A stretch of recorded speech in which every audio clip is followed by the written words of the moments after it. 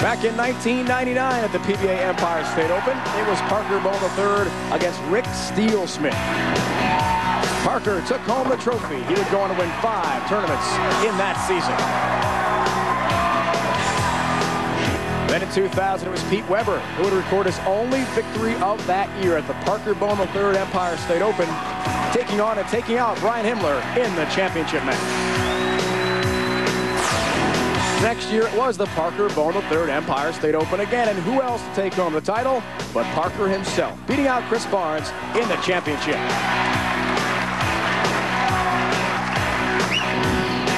Then last season at the 2002 Empire State Open, a showdown between 2 PBA heavyweights, Robert Smith, who throws the ball so hard, and Jason Couch, the left-hander. Smith would come away the champion for his 3rd PBA title. We are coming to you from the Alumni Recreation Center, the Marcel Athletic Complex on the Siena College campus. Loudonville, New York, just a few miles from downtown Albany, the capital of New York State. Siena College basketball program made the NCAA tournament last year, won the play-in game against Alcorn State, and then lost to eventual champion Maryland in the NCAAs. Randy Peterson, joined by another semifinalist, Tommy DeLutz Jr. Tommy, your last win came in an arena finals at Mohegan Sun about a year ago in Connecticut, and you told us last night when you walked into that venue, you were scared to death. Here we go again, another arena finals. How do you feel? A little more experience. I mean, that week I had the hometown crowd behind me. This week I live 3 hours south of Albany, Doug lives 3 hours north, so now this is only this is a battle for Albany between Doug and I. The y'all-New York match here. Exactly. The crowd should be divided. It better be, so let's get it on. Well, listen, we saw Chris Barnes take that big giant step to the right, really started playing the lanes a lot straighter, a lot different. What's your strategy? Try to knock them all down in the first shot. Very good. Thanks, Tommy. Good luck. Tommy DeLutz Jr. looking for title number 3, Rhino. He became the first wild card winner with a new format, Randy, with his championship. The Long Island event that was finished up at the Mohegan Sun Arena in Connecticut. Here he takes on Doug Kent, who won the wild card match with Jarris to get to the semis. DeLutz starts his day on lane 3, 10-pin.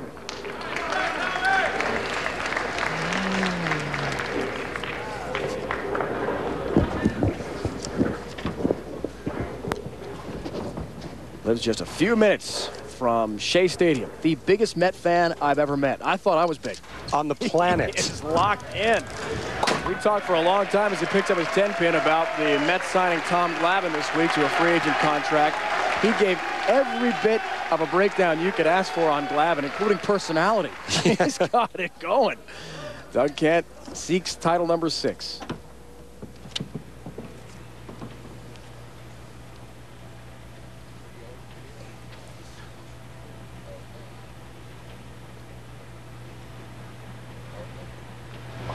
Doug Kent, we know, as being a big Buffalo Bills fan who likes to collect baseball cards. We've got more football to tell you about. 3:30 Eastern on ABC. John Saunders, Terry Bowden have it for you. The Tostitos BCS Selection Show from Times Square Stadium in New York. They reveal which teams will battle for the national championship, plus all the other Bowl Championship Series matchups. And at 6 Eastern here on ESPN, Reese Davis, Trent Alberts, and Mark May. College Game Day Bowl Selection Special presented by Outback, 6 o'clock Eastern Time to get you fully up to date on ABC and ESPN. College football bowl season is here. Oh, yeah. So is Doug Kent. It's really fun to watch Dougie when he gets it going, too. You know, he's playing the lanes a lot different than the other guys. Tommy's a little bit straighter than this, but Doug is floating his hand around the side of the ball, and you see that nice back-end reaction down the lane. Chris Barnes, much straighter than that. Tommy's probably looks early on to be in between the two guys. Defeated our Tim Chris. Was working with us so well in the ESPN production truck in the round of 8 last night. Tim's wife and little daughter were rooting him on. Just fell one step shy. Tommy using a real strong reactive ball, and from what I've been told, it's his favorite bowling ball. Surprised there's not a Mets logo on it. Yeah.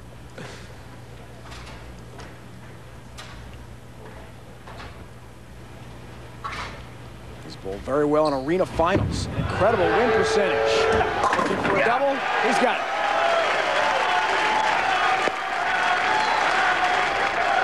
Well, that ball just kind of stopped right in front of the head pin and entered the pocket dead flush. But watch Tommy DeLutz. Starts with the ball up high, gets his ball into the swing with a nice free flow gravity type of swing, and then watch this, right at the target.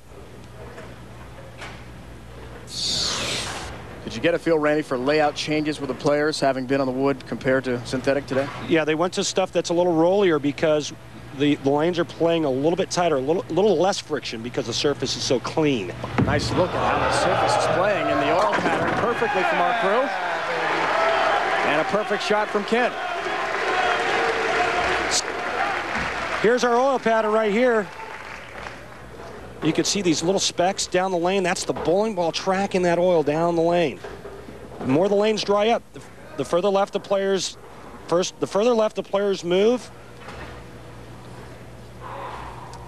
Dougie really likes the right lane. Looking for a four-bagger to begin this semifinal match. And a 20-pin lead. Got it.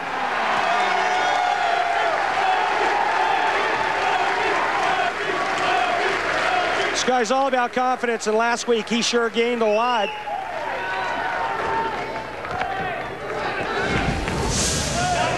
It's exactly what you want to do to an opponent that hasn't bowled a game yet on television. You get on him immediately. Out of the gate with 4 in a row, put all the pressure on Tommy DeLutz Jr.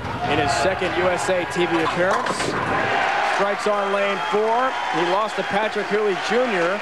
October 30th in Kansas City, 226 to 185. Patrick eventually won that event. Similar line to Doug Kent. You see Tommy rotating around the ball a little bit. This guy's become a great player out on our tour. He makes the cut just about week in and week out.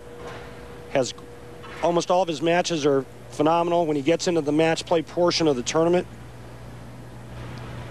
Patrick Allen, he had a great 6-game match. He bowled Tony Reyes in a match we talked about where Tommy averaged about 240. Seeks a four-bagger, 10-pin. That would have evened the score. He could have struck on lane 3.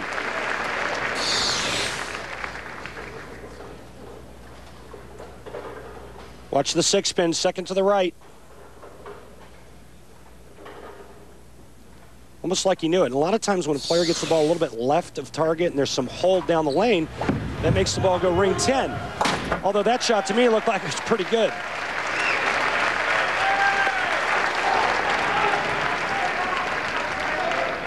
Kent searches for a 5-bagger to begin the match. A strike here, and he's got a 21-pin lead. Hearing a lot of Dougie chants. That's because he's got about 35 family and friends who made the drive 2+ hours from Newark, New York, and the Central New York region of our state. That comes in high, almost crossing all the way over for a 6-pin count. And you hear Dougie said he grabbed that one at the bottom. What happens when you grab a bowling ball at the bottom of the swing, it makes the ball start left and then go further left. This is a real fun spur to shoot at. Yeah, and the reason why this spear's been so tough is if you get the ball, you got to get the ball hooking into this to get the back pin. But if you get it too far to the right, there's oil over here. Ball won't hook back, won't make it.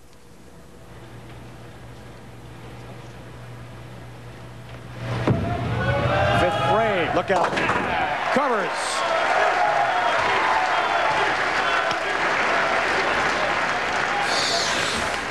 Now the ball is going to go triple in between the 3-6, but the hook is what covers the 9-pin.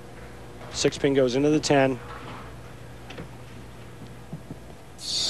Remember I told you the outside part of the lane is oily.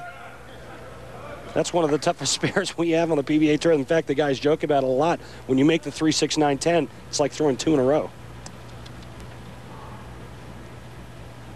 2 strikes in a row.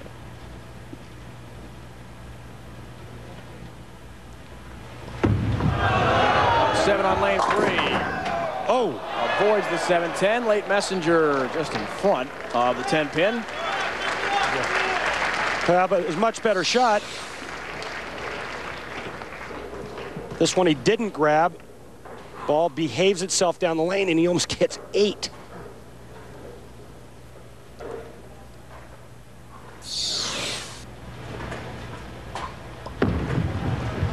Works on a max of 265. Picks up the mark. Came in as the wild card after losing in the round of 8. So far, there have been 3 champions as wild cards in the PBA Tour. One of them is Tommy DeLutz Jr., who did it last year in Unclesville, Connecticut, the Mohegan Sun Arena. Doug Kent trying to make new history today in Albany.